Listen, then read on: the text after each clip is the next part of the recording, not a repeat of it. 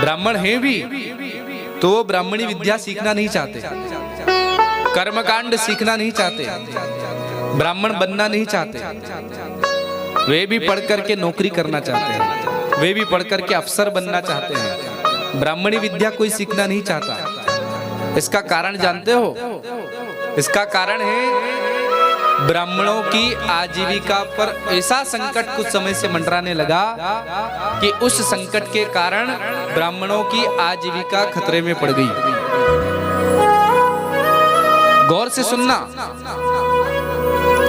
पुराने समय में राजा महाराजाओं के वहां ब्राह्मण देवता पोथी पत्रा लेकर के कुछ भी ज्योतिष आदि के ज्ञाता होते थे और जो वो कार्य करते थे ज्योतिष के द्वारा, कर्मकांड के द्वारा, यज्ञ आदि क्रिया संपादित करते थे तो उनको प्रचुर धनराशि मिलती थी, उनको दान दिया जाता था, स्वर्ण, रजत, धन, गेहूं आदि, अन्न आदि दान दिया जाता था, जिससे ब्राह्मण को कभी भी कहीं हाथ नहीं फैलाना पड़ता था।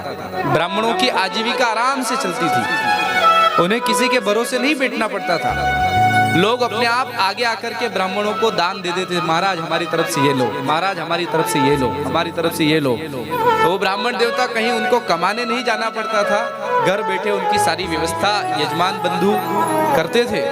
तो ब्राह्मण देवता का क्या कार्य था? केवल अध्ययन करना और भगवान की उपासना करना, त्रिकाल संध्या करना, भगवत चिंतन करना, भगवान की उपासना करना और अध्ययन करके शास्त्रों का सार, शास्त्रों का निचोड़ लोगों को बताना, धर्म का प्रचार करना, यज्ञ कर्म करके, अभिषेक आदि करके लोगों का दुख दूर करना, संकट निवारण करना, जप आदि के द्वारा नवग्रहों को प्रसन्न करना, ये ब्राह्मणों का काम होता था। यजमान के लिए ब्राह्मण करते रहते थे। ब्राह्मण का एक नाम होता है पुरोहित, जो यजमान का हित चाहता हो, पूरे पूरे अर्थात अग्रे, आगे आगे जो यजमान का हित चाहता हो कि मेरे यजमान का भला कैसे हो, वो होता है ब्राह्मण।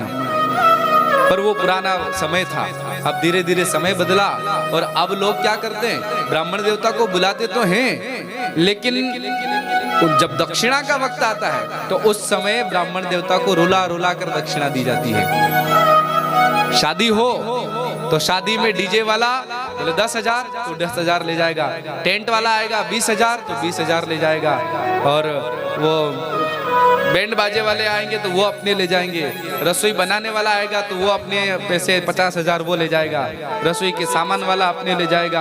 आजकल तो वो धुआं निकाल करके 10,000 ले जाते हैं वो, कि दूल्हा दुल्हन जब मंच पे जाते हैं तो वो 10 मिनट का शो बस धुएं में दूल्हा दुल्हन मंच पे जा रहे हैं। वो स्टेज शो का वो अपने पैसे अलग ले जाता है, कैमरे वाला वो तुरंत हाथों हाथ लेकर जाता है, ड्रोन वाला हाथों हाथ लेकर जाता है। और जिन ब्राह्मण देवता के कारण हमने ब्रह्मचर्य से गृहस्थ में प्रवेश किया, वो ब्राह्मण देवता दिन भर बैठे बैठे ये गंगा जल उद्यापन, ये मंडप का कार्य, ये शादी का कार्य, ये गणेश पूजन, ये फेरे पड़वाना, सारे कार्य करवाने के बाद भी ब्राह्मण देवता की दक्षिणा का नंबर आता है तो यजमान क्या कहता है, पंडित जी आप तो यही क्यों, आप तो बाद में ले लेना, आप कहीं जा थोड़ी रहो।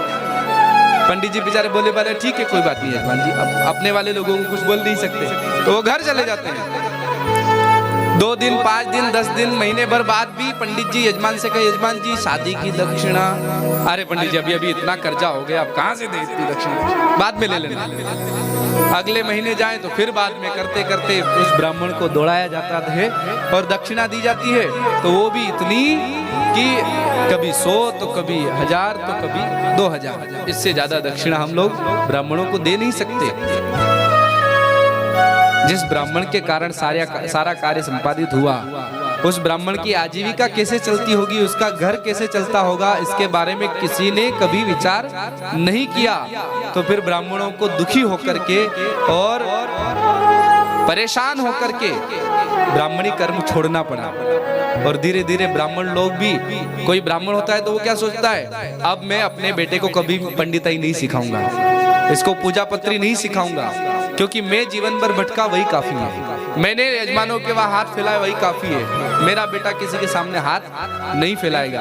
और वो ब्राह्मण अपनी संतान को कभी भी पांडित्य नहीं सिखाता, वो कहता बेटा तू भी अफसर बन और वहां से महीने महीने तनख्वाह आएगी, बढ़िया आनंद लेना जिंदगी की। क्योंकि मेरे में सहन शक्ति थी, सहन कर लिया, पर ये आने वाली पीढ़ी सहन नहीं करेगी। तो ब्राह्मणों की कितनी कमी होगी।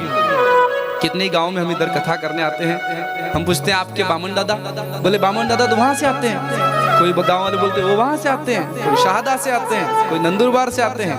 आपके गांव में नहीं? बोले नहीं है ही नहीं। और किसी गांव में है भी तो पंडिताई करते नहीं, वो दूसरा नौकरी पेशा करने वाले हो गए।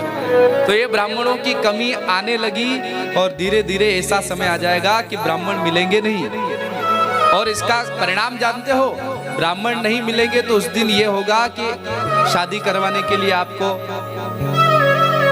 परेशानी हो जाएगी, समस्या खड़ी हो जाएगी। फेरे कौन पड़वाएगा? मरने के बाद वह अंतिम क्रिया करने वाला कौन बचेगा? श्राद्ध पक्ष आएगा तो श्राद्ध में पिंडदान कैसे किए जाते हैं, इधर से डाले जाते हैं कि मंत्र कौन सा बोला जाता है, तर्पण कैसे किया जाता है, मार्जन कैसे किया जाता है, कौन करवाएगा? भोलेनाथ का अभिषेक करने आप चले जाओगे, लेकिन उस अभिषेक के मंत्र कौन बोलेगा? यज्ञ आप घर पर रख लोगे, पर यज्ञ में आहुति ऐसे डालते हैं कि ऐसे डालते हैं कि ऐसे डालते, क्या ये विधान कौन बताएगा? ब्राह्मण नहीं रहेंगे तो धर्म एक रूप से बहुत कमजोर हो जाएगा। और मुझे लगता है कमजोरी नहीं, धीरे धीरे धर्म ही समाप्त हो जाएगा। इस धर्म को जीवित रखने वाले यदि कोई है तो वो है ब्राह्मण।